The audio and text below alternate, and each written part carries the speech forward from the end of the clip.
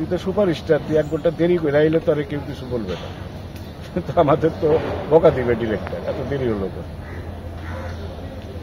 পরে বিল দিতে গেয়া বলে আমি যেটা খাইতে চাইছিলাম ওটা খাইছি, আমার মনটা ভরে গেছে, খুব ভালো পাক করছি কয়টা। ওই সময় মনে করেন 10,000 টাকা বিল, কয় টাকা হয়েছে ওইটার ব্যাপার না, হাইস্ট কত বিল হয়তো 2,000 টাকার মতো হয়েছে। এই যে এত বড় একটা সুপারস্টার যার ভিতরে কোনো অহংকার নাই, আমাদের মতো, ওর চলচ্চিত্র ওর আগে আসছি, ওর অনেক সিনিয়র, ঠিক আছে, কিন্তু ওই যে একটা সুপারস্টার, আমাদের মতো ছোটখাটো আর্টিস্টরা যে সম্মানটা করত, এগুলো আসবে না। যখন ছবি দেখি চোখ ঘামায়, চিন্তা করি এখন কাদের সাথে শুটিং করতে। তুমি চোর হইছো 1 নাম্বারও, ডাকাইতেছো 1 নাম্বারও, নাহলে কোনো মূল্য না। তুমি চলচ্চিত্র নায়ক হয়েছো 1 নাম্বারও, 1 নাম্বার হইতে গেলে চেষ্টা করো। এই সুপারস্টার কেন হয়েছে? মানুষই তো, তোমরা পারবা না এটা। আর কাজ এমন একটা জিনিস, কাজের যে ফাঁকি দিছে, কাজ তারে ফাঁকি দিছে। মৃত্যুর পর যেসব কথাগুলা শুনেছি, জীবিত থাকতে কিন্তু আর দেখে বোঝা যেত। সবসময় আনন্দ নিয়েই চলতো।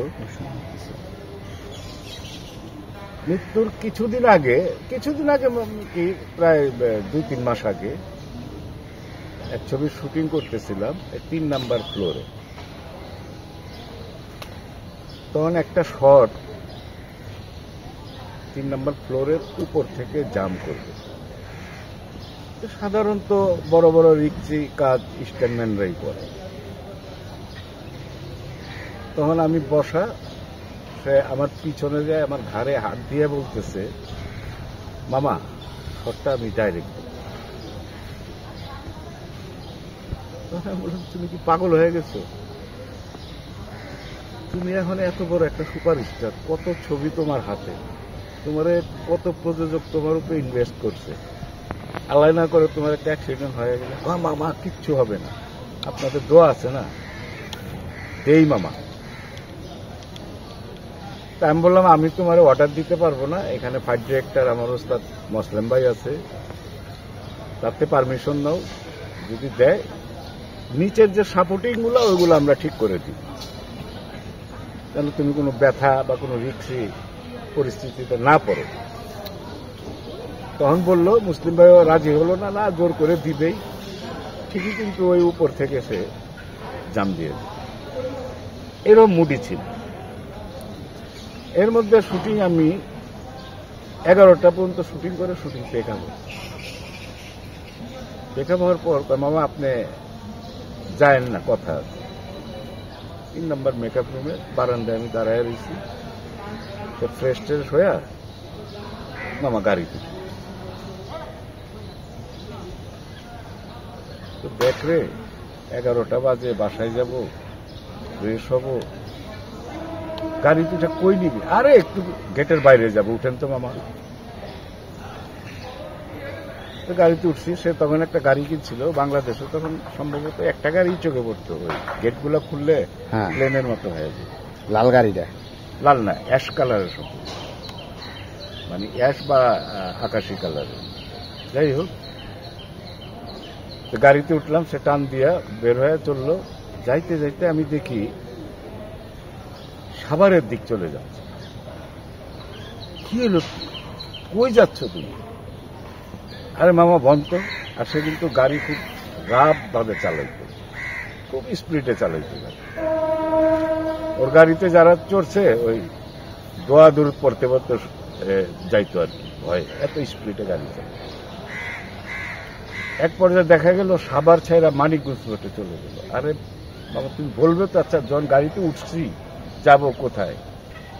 ওই মামা হঠাৎ শুটিংয়ে করতে করতে মন চাইলো আমি ইলিশ মাছের ডিম আর পাতলা ডাল দিয়ে আমি ভাত খাবো, খুব প্রিয় খাবার। আরিচা যায়, সোজা আরিচা চলে গেল, একটা রেস্টুরেন্টে গেল। তখন তো প্রত্যেকটা ওই ছন বেড়া দিয়া হোটেল, আরিচা তো আপনারাও দেখছেন, নদীর পারে যেসব হোটেল, ওরকম ভিআইপি হোটেল না, পাটাটনের হোটেল। একটার মধ্যে জায়া, ইলিশ মাছের ডিম আছে, জি মামা আছে, আসলে ক্যাপ ট্যাপ করা, তারা প্রথমে চিনতে পারিনি, কিন্তু আমরা সবাই চিনা গেছে। তারপরে আমার চেনার থেকে তারে চিনছে, ক্যাপ ট্যাপ করা ছিল। যাই হোক, ফ্রিজ থেকে সবচেয়ে বড় বড় যে ইলিশ মাছের ডিমগুলো, প্রায় 5-6টা ডিমের ইয়া বের করো, ফ্রাই করো। ডাল আছে, গরম করো। এই ইলিশ মাছের ডিম দিয়া পাতলা ডাল দিয়ে খাওয়া দাওয়া করে আমরা তাড়াতাড়ি চল, ভোর হয়ে আসতেছে, ঢাকায় যাইতে হবে, আবার সকাল থেকে আবার ওই সেটাই শুটিং। তুই তো সুপারস্টার, তুই 1 ঘন্টা দেরি করে আইলে তো আর কেউ কিছু বলবে না, কিন্তু আমাদের তো বকা দিবে ডিরেক্টর, এত দেরি হলো। পরে বিল দিতে গেয়া বলে আমি যেটা খাইতে চাইছিলাম ওটা খাইছি, আমার মনটা ভরে গেছে, খুব ভালো পাক করলাম। কয়টা ওই সময় মনে করেন 10,000 টাকা বিল। কয় টাকা হয়েছে ওইটার ব্যাপার না, হাইস্ট কত বিল হয়তো 2,000 টাকার মতো হয়েছে। 10,000 টাকা দিয়া তারপরে আবার 100 টাকার একটা, তার একটা লেদারের ব্যাগ ছিল, ওই ব্যাগের ভিতরে প্রচুর টাকা সে দিয়া ক্যারি করে। ব্যাগের থেকে 100 টাকার নোটের একটা বান্ডিল বের করে 200 করে প্রায় 6-7 জন স্টাফে বকশিস দিয়ে আবার ঢাকার দিকে রওনা করে। এই যে এত বড় একটা সুপারস্টার, যার ভিতরে কোনো অহংকার নাই, আমাদের মতো, ওর চলচ্চিত্র ওর আগে আসছি, ওর অনেক সিনিয়র, ঠিক আছে, কিন্তু ওই যে একটা সুপারস্টার, আমাদের মতো ছোটখাটো আর্টিস্টরা যে সম্মানটা করত, এগুলো আসবে না। যখন ছবি দেখি চোখ ঘামায়, চিন্তা করি এখন কাদের সাথে শুটিং করতে। কিন্তু এখন তো সুপারস্টার শাকিব খান আছে, হ্যাঁ, তার সাথে কি এরকম কখনো যাওয়া হয়েছে কিনা কোথাও? শাকিব খানের সাথে তো আমি, আপনারাও জানেন, আমার দেশের অডিয়েন্সরাও জানে, আমি প্রচুর ছবি করেছি। সালমান শাহ থেকে বেশি শাকিব খানের সাথে, মান্না ভাইয়ের সাথে। শুনেন, একটা লোক সুপারস্টার এবং সমাজের বড় নেতৃত্ব তারাই দেয়। আমি মনে করি যারা দেয় তাদের উপরে ডাইরেক্ট আল্লাহর ছায়া থাকে, না হলে কেউ দেশের প্রধানও হতে পারে না, সুপারস্টারও যে জায়গায় সুপারস্টার হতে পারে। তাদের উপরে আল্লাহর ছায়া ছিল, এবং সবচেয়ে বড় পরিশ্রম করতে হবে। আমি একটা কথা অনেক সময় ফাজলামি করে বলি, অনেকে কি বাইন করে জানি না, তুমি চোর হইছো 1 নাম্বার, ডাকাইতেছো 1 নাম্বার, নাহলে কোনো মূল্য না। তুমি চলচ্চিত্র নায়ক হয়েছো 1 নাম্বার হইতে গেলে চেষ্টা করো। শাকিব খানের ব্যাকগ্রাউন্ড থেকে স্টার্ট করে বই বানায় লেখা পড়ো। এই সুপারস্টার কেন হয়েছে? মানুষই তো, তোমরা পারবে না এটা। আর কাজ এমন একটা জিনিস, কাজের যে ফাঁকি দিছে, কাজ তারে ফাঁকি। কেমন মানুষের দোয়া ছিল এই ইন্ডাস্ট্রি, যে আমি দেখছি অনেক অ্যাসিস্ট্যান্ট ডিরেক্টর তাদের সংসারে সহযোগিতা করত।